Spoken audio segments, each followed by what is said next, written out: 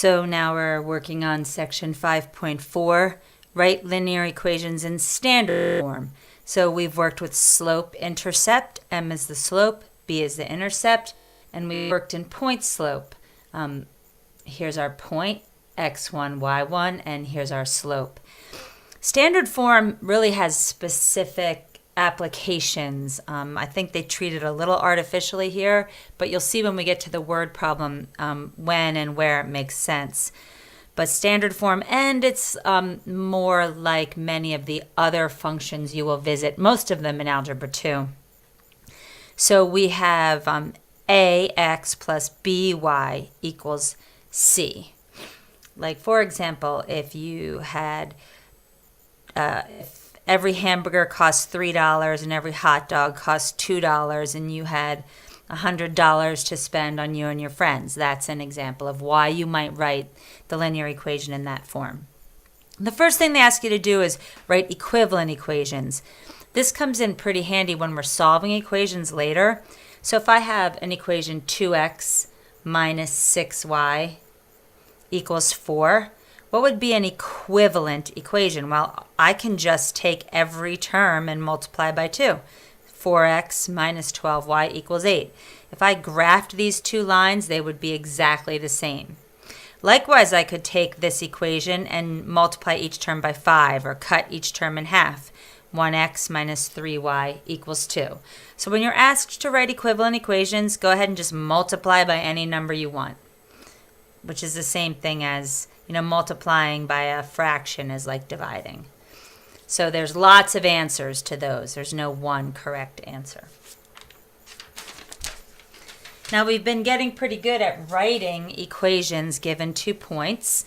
And I think I told you that I love point slope. And so that's where we're going to start. So what's the first thing I want to do? Is I want to label my points. I'm going to need to find the slope. And so I have a negative 2 minus a 1 over a 2 minus a 1. And that gives me negative 3 over 1. There's my slope. So then I use point slope form. And which point would you use? Yes, this one is so much easier. So y minus 1 equals negative 3 times x minus 1. And then I distribute negative 3x plus 1, right? Negative times negative is positive. And when I want this in standard form, again, all I think about is that I want the x and the y on the same side, and then I want all the constants on the other side. So the first thing I'm going to do here is add this 1 to both sides. And I get y equals negative 3x plus 2. And then I need my x term on the left side. So I'm going to add 3x to both sides. And then I'll get 3x plus 1y equals 2. I'll write that over here. I kind of ran out of room. So there's my equation in standard form. So basically go ahead, start with point slope. Convert to slope-intercept just by distributing, and then get the x and the y term on one side and the constant on the other. Let's do it again. x1, y1, x2, y2. Find the slope. Notice I continue to write my relationships over and over again. I label my points. I carefully subtract negatives. They've made these pretty nice for us. I don't know if yours will be as nice. Negative 3 plus 1 would be negative 2. 2 minus 3 would be negative 1, so this is just 2.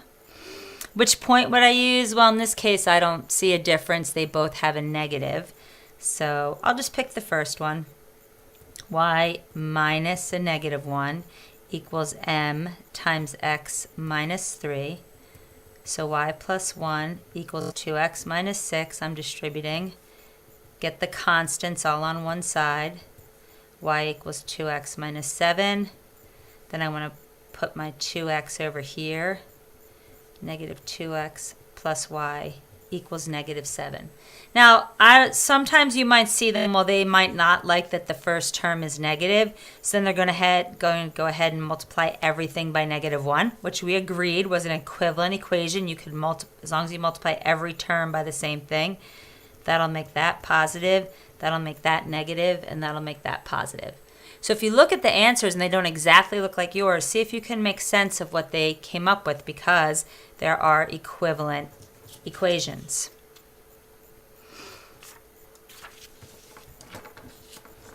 I'm just going to keep going. This video might be a little long, but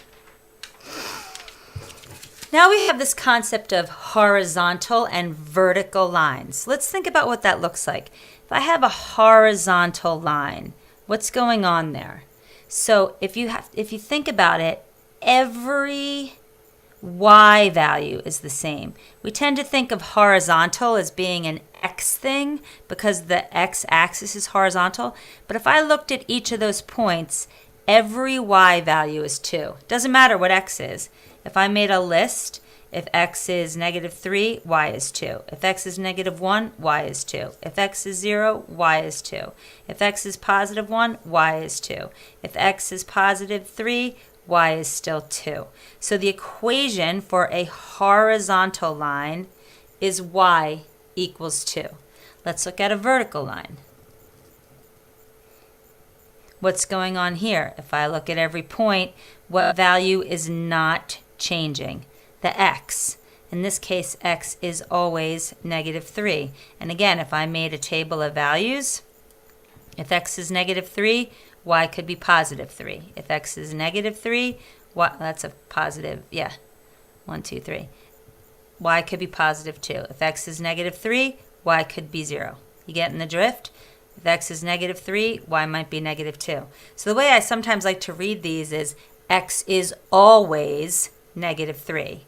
Y is always 2.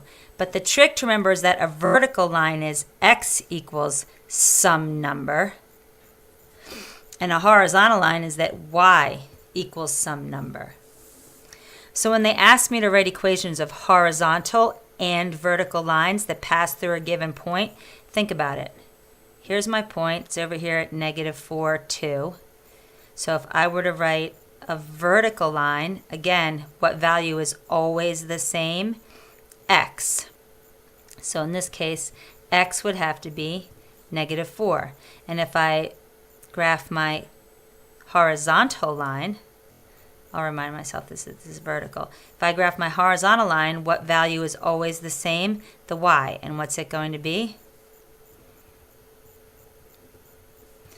Y equals 2. Let's look at this one. Over here at 2, -3. If I graph my vertical line, what value is always the same? My x. And what will my x value be? 2.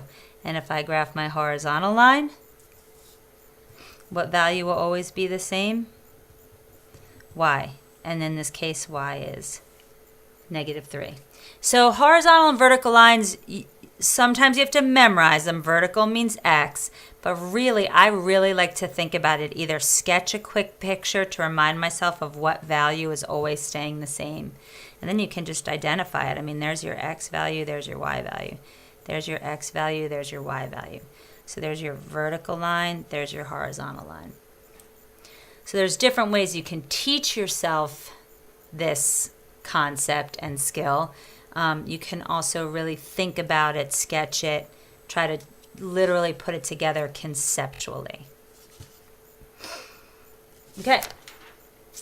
And yeah, this whole idea of a word problem. When do these standard forms of an equation make sense?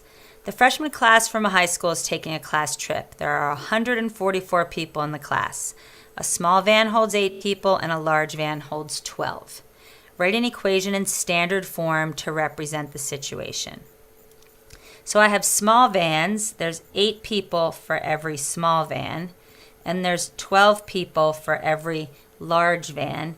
In total, I want to fit 144 people. Again, this is really common. Like I said, $4 for hamburgers plus $2 for hot dogs, and you have $100 dollars to spend. 10 square feet for a tomato plant plus 4 square feet for a pepper plant, and you have 120 square feet in your garden. How many peppers and tomato plants can you hold? It's that kind of stuff. And in this case, it doesn't really matter which is X and which is Y. You should always define your variables. This is the number of small vans we need. L would be the number of large vans we need. Now here's the cool thing about standard form. Graph and explain the intercepts. What are the intercepts? Well, if I think about a graph, I'm just going to sketch really. And I make this my large vans and this my small vans. Let's look at this. S plus 12L equals 144. Well, the intercepts are really what happens if I let either of these be 0. So if I say I'm not going to take any small vans, then how many large vans could I take? Well, this whole term is gone. So I have 12L equals 144. So L equals 12. So if I didn't take any small vans, I could take 12 large vans. And then by the same token, I didn't leave myself much room. 8S plus 12 times 0 equals 144. So now what happens if I don't take any large vans? That is gone, and I get 8S equals 144, and 8 goes into 14 once with 6 left over, and then 64, 18. I think I could take 18. Double check that on my calculator.